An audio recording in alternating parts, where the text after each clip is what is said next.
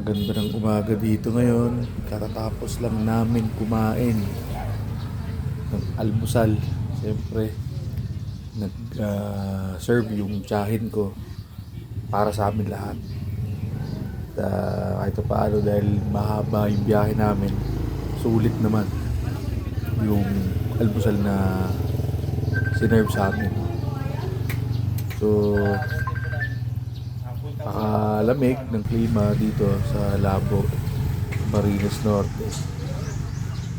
Makapasyal nga doon banda kasi sabi nila may gulayan daw doon.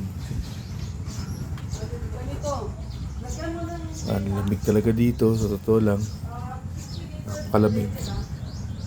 Ginawa ng klima. Ano?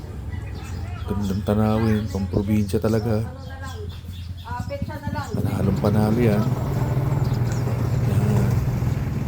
Gulayan daw to eh. Pero alamin natin kung anong klaseng mga gulayan dito. Para malaman din natin. Kuya! Narinig.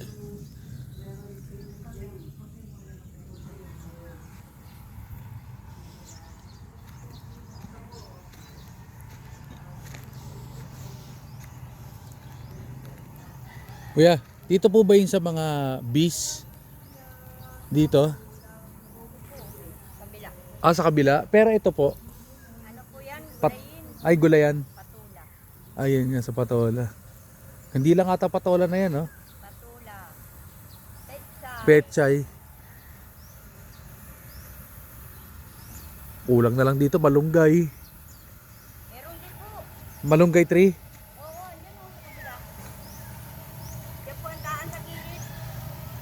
Dito. Ang lawak ng lote ba?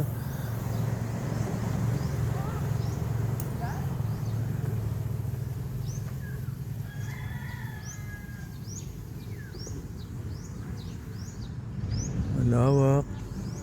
So merong project yung tiyahin ko kasama yung ibang heads ng UP Los Baños regarding sa mga bisot. So hindi to eco-culture pero meron silang research. Kasama siya sa team na yan. Yan, gulayan yan ng patola. Tapos yung isa, pechay Tagalog naman yan. Napakalawak ng lupain ng tiyahin ko dito sa Labo, Camarines Norte. May mga aso pa dito. Pero naandun sa kabila. Sa kanya rin yun. Na nagtatahol. Ito na lang eh. Diba, yung mismong garden na lang niya. Na meron dalawang klaseng gulayan. May malunggayan pa dun sa kabila. Grabe. Napakaganda. Napakalawak. Ganda pa naman ng umaga dito. Ganda ng garden. Napakasolid. Hello Turbo.